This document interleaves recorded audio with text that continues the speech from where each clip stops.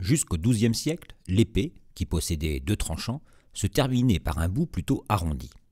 À la fin du XIIe siècle, la poignée devient assez longue pour permettre de se servir de l'arme à 2 mains. Ensuite, la forme de l'épée ne se modifie guère jusque vers le milieu du XIIIe siècle. Le bouclier du Moyen-Âge est connu sous le nom d'écu. Ce sont les Normands qui répandirent l'utilisation du bouclier long à partir du XIe siècle. Il est toujours arrondi sur le dessus, mais allongé afin de protéger la jambe. Le terme « aume » n'apparaît qu'au XIIe siècle pour désigner une armure de tête.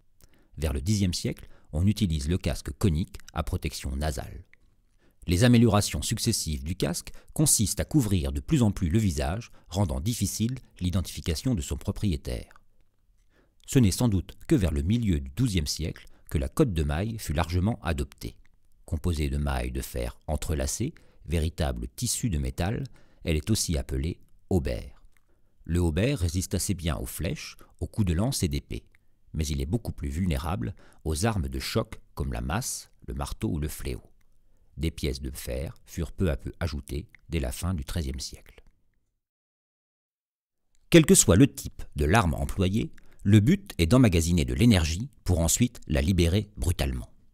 Les armes à torsion fonctionnent sur le principe de l'arc, dont elles reprennent la forme générale.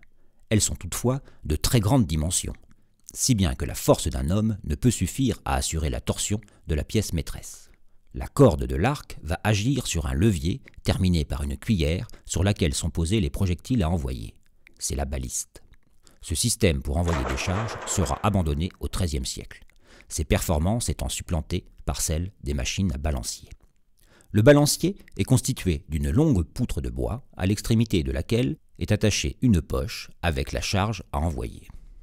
L'autre extrémité était tirée par un groupe d'hommes. Le balancier exploite donc l'effet de levier pour envoyer les charges, ce sont les bricoles.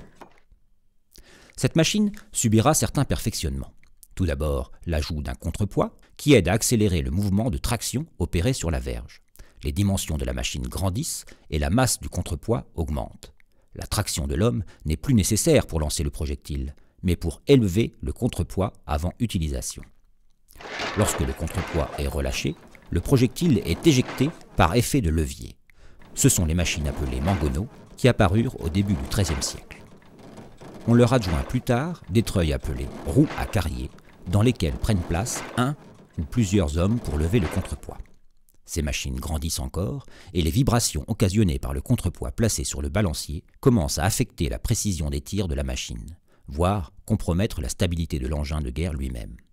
On articule alors le contrepoids par rapport à la verge. La machine est alors appelée trébuchet. Elle sera utilisée du XIIe au XVIe siècle comme arme de siège visant à détruire les ouvrages de défense.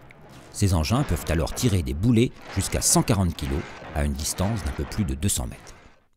Toutefois, il faut beaucoup d'hommes et une demi-heure pour la recharger. Cela empêche de l'employer dans certaines situations. Des modèles plus petits et compacts sont alors développés tels que le couillard. Le contrepoids est divisé en deux et situé de part et d'autre de la verge, ce qui lui vaut son nom. Apparu au XIVe siècle, une équipe de 4 à 8 hommes est nécessaire pour assurer son fonctionnement. Ils peuvent tirer une dizaine de coups à l'heure et envoyer des boulets de 80 kg à 180 mètres. À partir du XVIe siècle, ces machines à contrepoids tombent dans l'oubli, remplacées par les armes à feu. Les premières bouches à feu, ou bombardes, apparaissent au début du XIVe siècle en Europe. Paradoxalement, les armes à contrepoids et les armes à feu cohabiteront pendant un peu plus de 2 siècles. En effet, la poudre à canon est chère à acquérir et les premières bouches à feu sont dangereuses pour les personnes se situant autour. Vers le XVIe siècle, leur utilisation est généralisée. Les développements ultérieurs de ces armes donnent l'artillerie sol-sol telle que nous la connaissons actuellement.